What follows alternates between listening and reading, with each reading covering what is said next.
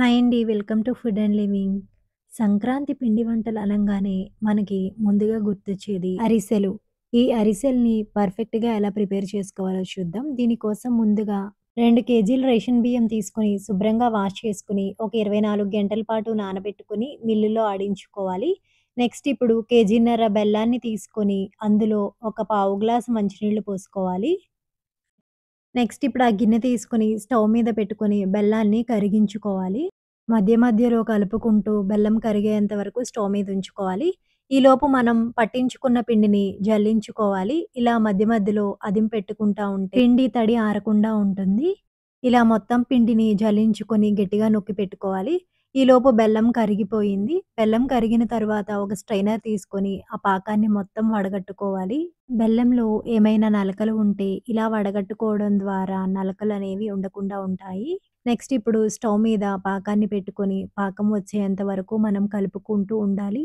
ప్లేట్‌లో నీళ్లు పోసుకొని పాకం వేసుకొని ఇలా శబ్దం వస్తే పాకం వచ్చినట్లే. ఇప్పుడు పాకంలో కొద్దిగా నెయ్యి వేసుకోవాలి. ఒకసారి కలుపుకొని ఇప్పుడు ఒక 100 గ్రాముల నువ్వులు కూడా వేసుకొని అంతా బాగా కలుపుకోవాలి.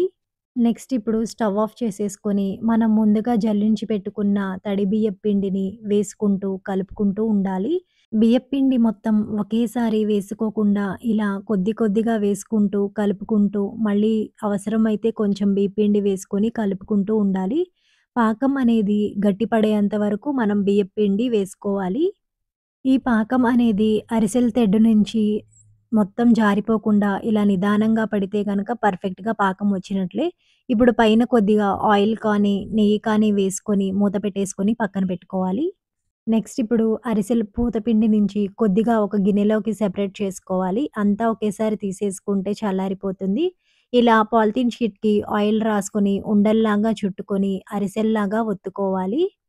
మీకు అరిసెలు ఏ సైజులో కావాలనుకుంటే, ఆ సైజులో ఉండని తీసుకొని ఇలా అరిసెల్లాగా ఒత్తుకోవాలి. ఇప్పుడొక బాండీలో ఆయిల్ పోసుకొని బాగా వేడి చేసుకోవాలి. ఆయిల్ బాగా కాగిన తర్వాతే స్టవ్ మీడియం ఫ్లేమ్‌లో పెట్టుకొని అరిసెల్ని ఒక్కొక్కటిగా వేసుకోవాలి. ఇలా ఒక అరిసె వేసుకొని పైకి తేలిన తర్వాతే మరొక అరిసెను వేసుకోవాలి. ఫస్ట్ టైమ్ ట్రై చేసేవాళ్ళు ఒక్కొక్క అరిసెను మాత్రమే వేసుకోవాలి. ఇప్పుడు ఒకవైపు కాగిన తర్వాత నిదానంగా అరిసెలు తిప్పే అపకలతో ఒక్కొక్కటిగా తిప్పుకోవాలి. ఈ అరిసెలు కాగిన తర్వాత అదే అపకలతో ఆయిల్ అనేది ఇలా ప్రెస్ చేస్తూ తీసేసుకోవాలి.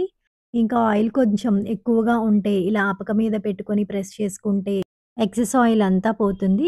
తప్పకుండా మీరు కూడా ట్రై చేసి ఎలా వచ్చిందో కామెంట్ బాక్స్‌లో కామెంట్ చేయండి. అలాగే ఈ వీడియో మీకు నచ్చినట్లయితే లైక్ చేయండి, షేర్ చేయండి, సబ్స్క్రైబ్ చేసుకోండి. Thanks for watching.